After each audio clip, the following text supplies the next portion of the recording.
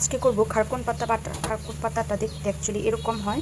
কারা কারা খারকন পাতা চিনেন আমাকে জানাবেন অবশ্যই কমেন্ট বক্সে। তো খারকন পাতা বাটা করব কিভাবে সেটাই আজকে শেয়ার করি। তো খারকন পাতাটাকে ভালো করে ধুয়ে কুচি কুচি করে কেটে, মানে ভিতরে যাতে কোনো কালো না থাকে এরকমভাবে ধুয়ে নিতে হবে।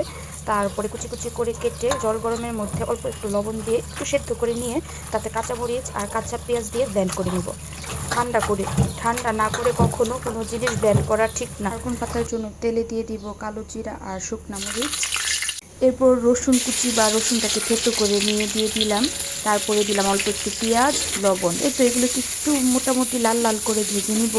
এই তো এটা ভাজা হয়ে গেছে। এবার এটাতে খারকন পাতা বাটাটা দিয়ে দিলাম। খারকন পাতা ব্লেন্ড করার সময় কিন্তু আমি বেশ কয়েকটা কাঁচামরিচ দিয়েছিলাম, তো ঝালটা হইতেছে যার যার টেস্ট অনুযায়ী।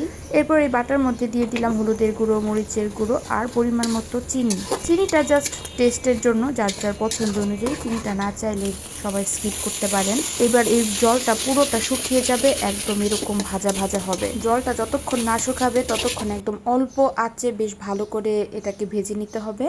আর এই তো লাস্টে কয়েকটা কাঁচামরিচ দিয়ে দিলাম। কাঁচামরিচ দিয়ে বেশ কিছুক্ষণ একটু নাড়াচাড়া করে তারপর আমি এটাকে নামিয়ে নিব।